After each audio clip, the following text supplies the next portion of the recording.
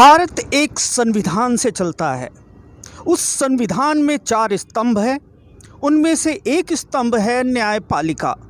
न्यायपालिका ये तय करती है कि देश में कानून और कानून के रास्ते ही देश चले, कानून का उल्लंघन ना हो और जो कानून का उल्लंघन करे उसको सख्त से सख्त सज़ा दी जाए संविधान के हिसाब से। लेकिन इस वक्त देश में ऐसा प्रतीत हो रहा है कि चारों स्तंभों में से 2 स्तंभ तो एकदम समाप्त हो गए हैं। पहला स्तंभ जो समाप्त हुआ था उसे हम पत्रकारिता कहते हैं, जिसका कि नामो निशान इस वक्त इस देश से मिट चुका है। पत्रकारिता के नाम पर सिर्फ पत्तलकारिता हो रही है, चापलूसी हो रही है और इस देश में नफ़रत फैलाई जा रही है और एक राजनीतिक दल के लिए प्रोपोगंडा रोज़ तैयार किया जाता है, रोज़ फैलाया जाता है। वो कौन हैं, क्या हैं, बताने की ज़रूरत नहीं है, मेरा इशारा आप समझ गए होंगे। लेकिन जो दूसरा स्तंभ धराशायी हुआ इस देश में वो न्यायपालिका है। न्यायपालिका का जो काम है किसी से छुपा नहीं है। जब इंसान कोई अपराध करता है या किसी के साथ कोई घटना होती है तो सबसे पहले पुलिस में एफआईआर किया जाता है। एफआईआर के बाद पुलिस उसकी जांच करती है। जांच करने के बाद एक चार्जशीट फाइल होती है, अदालत में जाते हैं। अदालतें अलग अलग स्तर की होती हैं। सेशन कोर्ट होता है, डिस्ट्रिक्ट कोर्ट होता है, हाई कोर्ट होता है, सुप्रीम कोर्ट होता है। उसके बाद महामहिम राष्ट्रपति होता है, जहां तक कि न्याय मिलने की संभावना होती है। लेकिन हिंदुस्तान में इस वक्त जो हो रहा है वाकई बहुत हास्यास्पद है। अब तो हास्यास्पद कहना ही गुनाह है, क्योंकि इस वक्त जो कुछ भी हो रहा है एक लोकतंत्र के लिए तो बहुत खतरनाक है। 2002 तो आपको याद होगा। जी हाँ, 2002 में गुजरात में जो कुछ भी हुआ उसके बाद भारतीय जनता पार्टी ने एक नए शब्द का इस्तेमाल किया अपने तमाम कैंपेन में, और ख़ास तौर से 2014 लोकसभा चुनाव तो गुजरात मॉडल के नाम पे पूरा इलेक्शन लड़ा गया। मोदी मोदी में हो गया पूरा देश, प्रधानमंत्री बन गए मोदी। उसके बाद गुजरात मॉडल का इस्तेमाल कहाँ हुआ, कैसे हुआ, समझ के परे रहा। लेकिन एक चीज़ समझ में आई पिछले कुछ समय से जो कुछ चल रहा है उत्तर प्रदेश में और मध्य प्रदेश में। हम जानते हैं 2024 का इलेक्शन होना है, उसका मुखड़ा प्रधानमंत्री मोदी होंगे। लेकिन 2024 के बाद जब 27 में, 28 में, 29 में या 30 में जब भी चुनाव होते हैं उस वक्त शायद मोदी इस देश का चेहरा नहीं होंगे। तो उस चेहरे की रेस में लगे हैं 2 लोग। एक उत्तर प्रदेश के मुख्यमंत्री योगी आदित्यनाथ जी और दूसरे हैं शिवराज सिंह चौहान, जो योगी जी के आने से पहले बीच में एकाएक लगने लगे थे कि शायद ये प्रधानमंत्री का चेहरा भाजपा की तरफ से भविष्य में हो सकते हैं। शायद यही वजह है कि पूरे हिंदुस्तान में सिर्फ 2 स्टेट ऐसे हैं जहां पर अगर कोई अपराधी, खास तौर से मुसलमान, कोई अपराध कर रहा है तो उसके खिलाफ कोई जांच नहीं, कुछ नहीं, ऑन द स्पॉट फैसला हो रहा है। उसका घर बुलडोज़र से बुलडोज़ कर दिया जा रहा है, समाप्त कर दिया जा रहा है। कोई सुनवाई नहीं, कोई केस फाइल नहीं, कोई भी अदालत में सुनवाई नहीं, ऑन द स्पॉट फैसला हो रहा है। और ये फैसला शायद इसीलिए हो रहा है कि 2002 के गुजरात के जो दंगे थे उसके बाद मोदी को जिस तरह से फ़ायदा मिला, जिस प्रकार से मोदी में हो गया ये देश, यही चीज़ कहीं ना कहीं इन लोगों के दिमाग में है। योगी आदित्यनाथ जी का तो इस बार कुछ बदला हुआ सा उनका तेवर लग रहा है, लेकिन शिवराज सिंह चौहान ने तो सारी हदें पार कर दी हैं। जी हाँ, खरगोन का मामला सामने आया देश के सोशल मीडिया से। मेन स्ट्रीम मीडिया ने तो इसको दूसरे तरीके से पेश करना शुरू किया, लेकिन जब सोशल मीडिया अकाउंट्स पे हमने देखा जिस प्रकार से वीडियोस आए वो वाकई दिल को तोड़ देने वाले हैं, दिल को झकझोर देने वाले हैं। किस प्रकार से गरीबों के मकान ढा दिए गए, छोटे छोटे रोजगार करने वाले लोग, सब्जी बेचने वाले, ट्रॉली चलाने वाले, छोटे छोटे खोमचे लगाने वाले, स्ट्रीट वेंडर्स हैं, वो बहुत गरीब हैं वो लोग जिनके ये मकान गिराए गए हैं खरगोन में। और गिराए इसलिए गए हैं कि उन्होंने रामनवमी के जुलूस पर पथराव किया था।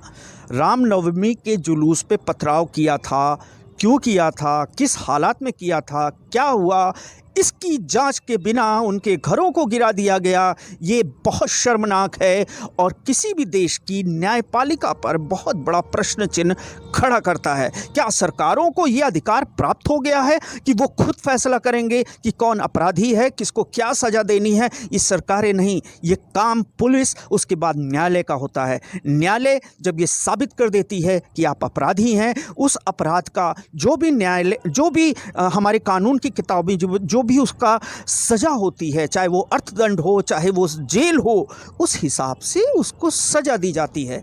लेकिन खरगोन में आप सबसे पहले ये कुछ वीडियोस देखिए जिसमें कुछ औरतें हैं, बूढ़ी औरतें हैं, किस प्रकार से वो रो रही हैं। रमज़ान का महीना चल रहा है, वो भूखी हैं, प्यासी हैं, उनके घरों को गिरा दिया गया, उनके घर में कोई और कमाने वाला नहीं है। यहाँ तक कि एक महिला को तो प्रधानमंत्री आवास योजना से मकान मिला था। वो तो ये कह रही थी कि अधिकारियों ने पहले गोबर से वो जो नाम की पट्टिका लगी हुई थी प्रधानमंत्री आवास योजना की, उसको गोबर से लीप के ख़त्म किया, उसके बाद बुलडोज कर दिया गया, वो भी धोखे से। इस तरह की घटनाएं हुई खरगोन में। वहाँ पर युवकों को मारा गया, पीटा गया। पहले ये वीडियो देख लीजिए, फिर मैं कंक्लूड करूँगा पूरी कहानी क्या चल रहा है मध्य प्रदेश में। कुछ भी नहीं हुआ, कहीं भी नहीं हुआ, सिर्फ हमको 3 दिन नोटिस देने को हुए, बस ना आ गए। और आए तो हमने बोला भी, बुल्डोजर भी साथ में कितनी लिया है, तो हमने बोला भाई तुम क्या कर रही है, बस ये यहाँ आके खड़े हो गए अंगने में हमारे। तुम क्या भाई तुम ये क्या कर रहा है, तो कि हम तो घोड़े साफ कर रहा है, हम कहीं नहीं कर रहे हैं। और प्रधानमंत्री का लिखा हुआ था घर पे, उस पे उन्होंने गोबर पहले लीपा, और गोबर लीपने के बाद में सब घर के आसपास बुल्डोजर लगा दिया। और मैं निकल नहीं रही थी बाहर कि मैं नहीं निकलूंगी घर में से, मेरे को भी मार डालो, मैं जाऊंगी कहाँ, मेरे को भी मारो, मैं यहीं मारूंगी मिलके, मैं नहीं जाऊंगी कहीं। तो मेरे को खींची और लट चलाए, और रोजदार सी में ऐसे मुंह में फेस आए हमारे, मेरा चोरा भी रोजदार, मैं भी रोजदार, मैं कुछ ने उठा ली गोदी में, इसको लट मारे पीछे कमर में न पाँव में। हाँ दिए थे, ये सरकार ने दिए थे, तो हमने बनाया ये मकान, हमारी खूंटी पास हुई यहाँ पर, तो हमने बनाया। तो हमको किस्त मिलती गई, हम ऐसा बनाते गए। और ये फोटो ये खींचे हुए दिख रही नहीं, ये थोड़ा थोड़ा बनाते गए, खींचते भी गए, और हमको खूंटी भी देते गए थोड़ी थोड़ी, हम बनाते चले गए। हमको कोई ने जब कुछ रोक ही नहीं करी, ना माँ बाप है ना कोई है, कोई नहीं वसीला है, नित्य लावारसी। अब क्या करूँ मैं, तो मैं यही बोल रही हूँ कि जान से मत डलते, हमको ऐसे अधूरे क्यों मार के छोड़ दिए। ये बदलाव नाजायज कर रहे हैं, हमारा उधर कोई यही नहीं काम, बहुत दूर उधर दंगा हुआ, हम थेट यहाँ है, दंगा थेट उधर हुआ। और ये आई भी यहाँ पर, तो क्या बोल रहा है कि हम पे पत्थर चला, इन्होंने उल्टे हमको मारे हैं। अब बहुत हो रहे अत्याचार अपनों के साथ, अपनों को अब जीने नहीं दे रहा, उनका बस यही काम है। मुसलमानों को तो बस खत्म कर रहा है भाई, तो ये गवर्नमेंट ऐसा करेगी। अब समझे, इतना नहीं सोचो। आज 2 तारीख के बाद से बस यही सोच रहे क्या करेंगे और कैसे करेंगे हम काम, क्या हमारा पालन पोषण कैसे करेंगे। ऐसा छोटा मोटा काम करते जिससे हमारे परिवार का गुजारा चलता।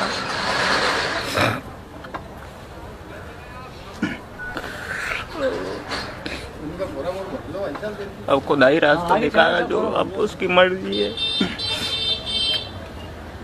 हम लोग करते हैं, 1 हफ्ता समझ लीजिए। हाथ नहीं थी। अच्छा, 2 दुकान थी हमारी, एक हमारी ताऊ जी के ऊपर मकान था। की जमीन है, 4-5 साल पुरानी है। गई थी वहाँ पर, मेरे को बुलाना है वहाँ पर। सब सामान न ये सब, ये देखो ऐसा गोदरेज है न, ये सब यहाँ पे सब पूरी दबी हुई, सब पतरे न, ये सब दाब डाले उन्होंने।